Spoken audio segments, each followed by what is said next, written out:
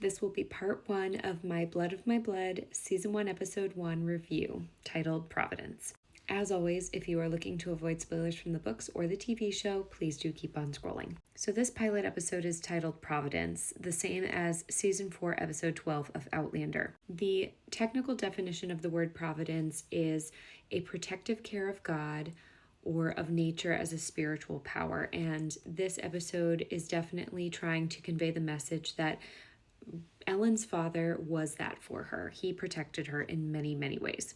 And so opening the episode with an image of a clock and then preparing Red Jacob's body for burial, we are instantly thrown into what will be turmoil for Ellen and her family. Providence can also mean timely preparation for future eventualities, and that is, again, what is happening here. So we see this preparation of the body in the traditional Highland way. Many of these practices are very traditional, like opening the windows so that the dead's soul can escape. We saw that in Outlander when Jamie made sure that the tent was open for his cousin Simon Fraser. There's also clips of them throwing garments over the mirrors. It's very common for the mirrors to be covered upon someone's death. For superstition, it's believed that the soul could become trapped if the mirror is exposed.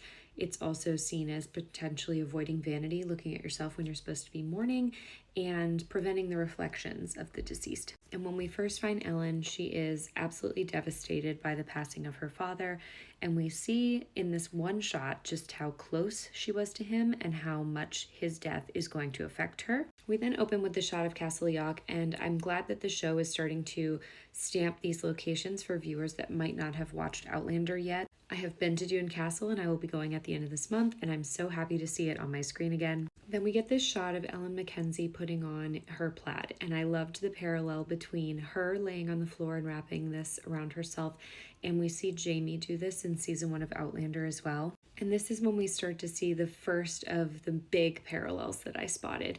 We can see here that Ellen is in her bedchambers getting ready and getting dressed with Mrs. Fitz. And this shot and this angle with the fireplace and the windows behind them being lit is very similar to one that we've already seen before, which is right here with Claire and Mrs. Fitz getting ready in the exact same room. It's also the room where Claire and Jamie have their first real private conversation together. And I think it's so cool that that conversation is had in his mother's bedchamber. When I first saw the opening scene in Blood of My Blood, I recognized the window and the paneling on the walls, and I had to go back and confirm, and it does look like they are subtly implying that Jamie is frequenting spaces that his mother would have when she was there.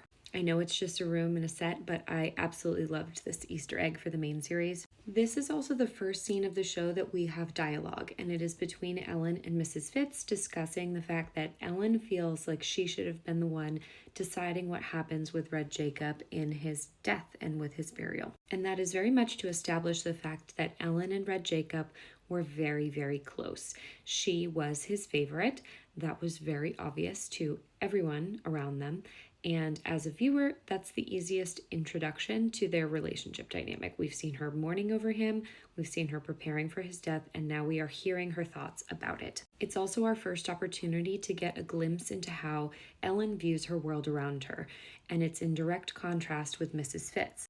Ellen has been raised and educated by a man who saw her potential and revered it, and Mrs. Fitz is very much of the camp that she isn't entitled to any of those things because she is a woman. So even though she is the eldest, it doesn't mean anything in Mrs. Fitz's eyes, and she's trying to convince Ellen to fall in line. This is reiterated when Mrs. Fitz tells Ellen that the most important thing today is to get through the funeral, and Ellen is emphasizing the fact that putting him in the ground is far less important than the fact that they are so vulnerable since he never named an heir. It's another way that we are learning just how involved in the clan politics Ellen is and how smart she is. Now at this point we notice that Ellen has her tartan draped across her shoulder like a man would, and a brooch, a pin, on her left shoulder as well. This is when we get our first flashback, and it's clear that the show is going to use this black and white imagery to portray Ellen's memories. In this flashback, we get some context for people who have not read the books and might not already know about their relationship dynamic, and how Ellen was educated, and so she understands that marriage is very much a trap, And Jacob loves her so much that he promises that she will never have to marry for the sake of the clan. I love the line that true freedom is the ability to think. And then she questions how she could willingly walk into such a prison, which I think is going to be a moral conversation that she has with herself as soon as she meets Brian. I felt this was a beautiful scene when he tells her to wear the plaid and the brooch like armor and always remember that she will be a Mackenzie regardless of who she marries and if she marries. And it's a beautiful segue into this shot where we can see her wearing her armor and telling Mrs. Fitz that she'll have no talk of weddings on her father's funeral.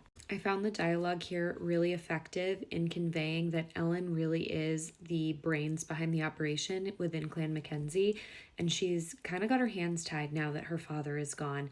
And so even though she would have the best solution to the predicament that they're in, her frustration at Mrs. Fitz for implying that she is no longer in a position to do anything about it, despite the fact that she is the most qualified, is infuriating. As we see people starting to arrive at the castle, we get our first glimpse of the sisters, Jocasta, Ellen, and their sister Janet. These two, Janet and Jocasta, as we just learned from Mrs. Fitz, have already been married off. This is also the first time where we get a different narrator telling us what we need to learn about Red Jacob in Jocasta. Jocasta points out that he died in a way befitting his character, mounted on a maidservant, and Ellen quickly tries to hush her. And so this is the first time where we get the opinion that Red Jacob was not a great man, even though all of the flashback scenes that we've received so far through Ellen's POV imply otherwise. And certainly two things can be true. He was a great father to her, but we will learn throughout the course of this episode and the season that he was not a great man or a great father to those around him. We get our first shot of Colum and Dougal as they approach Red Jacob's body, and Ellen, who has been treated like every other woman and put in a position where she's really not taking part in the service, tells her sisters, "Come now, it's time." I really loved the framing of this shot here in particular. Not only is it framed so that it goes in height order in the background here, but it puts Red Jacob in front of these men whom he was in charge of and dictated over, essentially. It's also our first shot of Ned Gowan here, who was a very close friend of Red Jacob. And we get another shot of the brooch that he had on in the flashback scene with Ellen. We see everyone proceeding out into the Highlands in a very unforgiving environment. It looks cold, it looks wet, it looks miserable on an already miserable day. And we see that Ellen is walking in the front with her two brothers here. I think the show has done a great job with the dialogue and the use of dialogue to give us a little bit more context very quickly, because we learn through Jocasta once again that her walking up in front with them is very abnormal. It also establishes early on that she is extremely jealous of Ellen because she thinks that now that she's married, she is entitled to different treatment because she's bought into that system. And Ellen, who did not, was always given different treatment from her father. We learn that this woman in the middle here is Letitia, who is Colum's wife. We saw her in Outlander season 1. And when Jocasta tells Letitia that she should be leading the way beside Colum, it's clear that she wants Colum, or thinks Colum, should be the next Laird and not Dougal. Out of respect for Ellen, she acknowledges that she would not want to cause her any more sorrow by